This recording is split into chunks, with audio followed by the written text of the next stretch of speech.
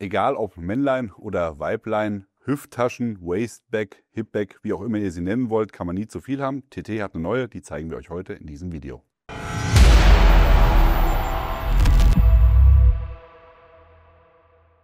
Tasmanian Tiger hat bei den Neuheiten für 2025 auch eine neue Hüfttasche mit im Programm. Unter anderem auch nochmal eine Hüfttasche in Anführungszeichen, die man in Kombination mit einem Plattenträger nutzen kann.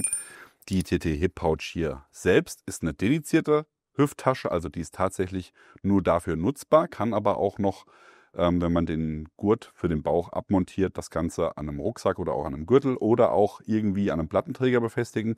Nur so viel zur Info. Falls ihr vorhabt, irgend sowas zu kombinieren mit einem taktischen Plattenträger oder so oder einem Chest-Rig, dann gäbe es da nochmal ein anderes Produkt, was wir euch zeitnah vorstellen.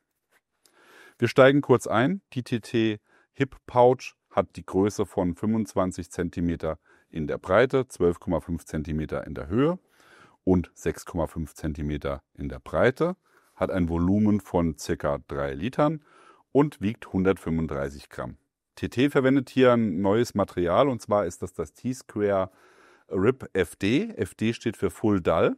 Das ist ein ganz eng gewebtes Nylon, was sehr abriebfest ist, wenn man sich das so anschaut, auch im Vergleich zu dem 500D Cordura, was bei Tasmanian Tiger normal der übliche Stoff ist, 500 oder 700D Cordura, dann wirkt es eher gummiartig, sage ich mal, also so eher wie Nylon, nicht wie so ein Baumwollgemisch, wie das bei Cordura der Fall ist, ist dadurch auch sehr dreckunempfindlich, wasserabweisend und etwas leiser auch als Cordura. Also tatsächlich ein sehr gut gewählter Stoff für diese Hüfttasche.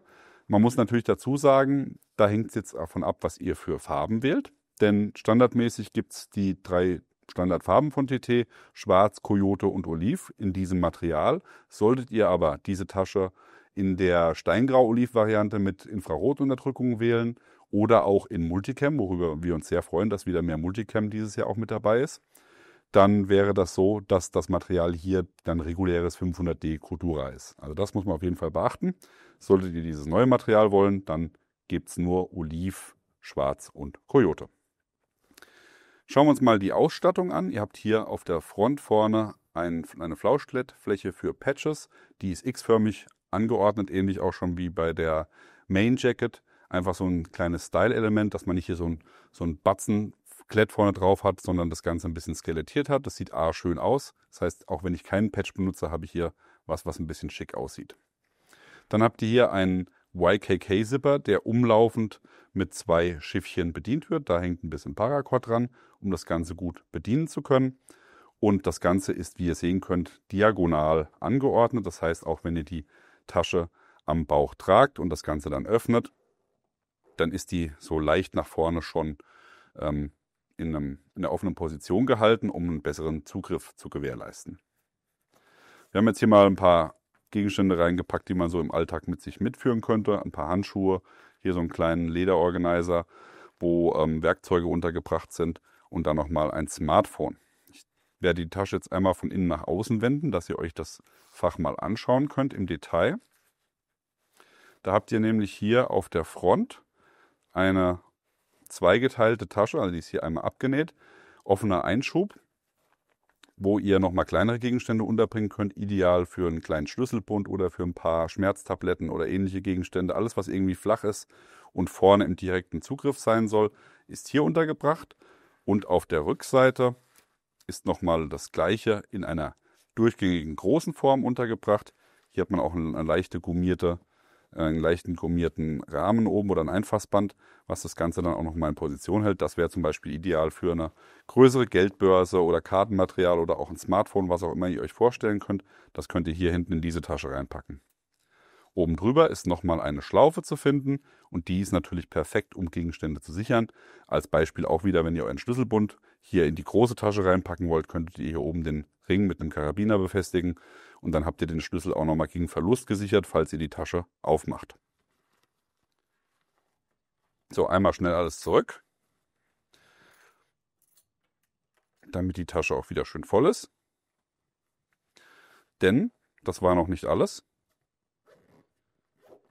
Wir haben hier nämlich noch ein zusätzliches Fach und das ist quasi so das Geheimfach in Anführungszeichen, denn das wäre dann die ideale Positionierung für Sachen, die ihr nicht im Zugriff für Diebe oder sonst was haben wollt, was ihr nah am Körper haben wollt.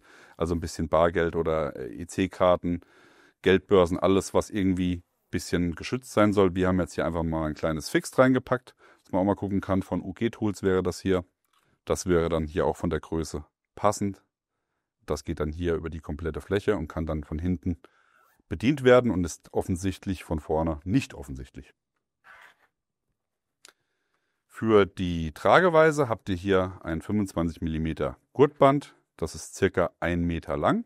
Lässt sich hier mit einer Leiterschnalle einmal verstellen.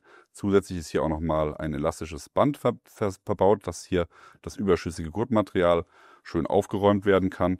Und hier habt ihr einen Fastex-Verschluss von Bujin Buckles, der dann den Gurt schnell an- und ablegen lässt.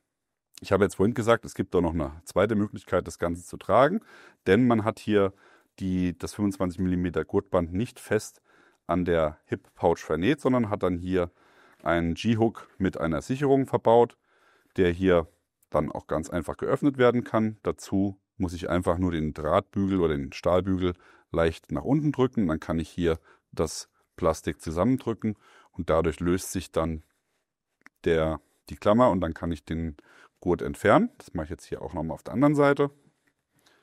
Bisschen Übung braucht man dafür, aber geht auch relativ fix. Und jetzt habe ich die Tasche so, dass ich sie eben auch anderweitig nutzen könnte, wie zum Beispiel, wenn ich einen Rucksack habe und den jetzt so nutzen möchte, dass ich hier die Hip Pouch vorne als zusätzliches Staufach verbaue.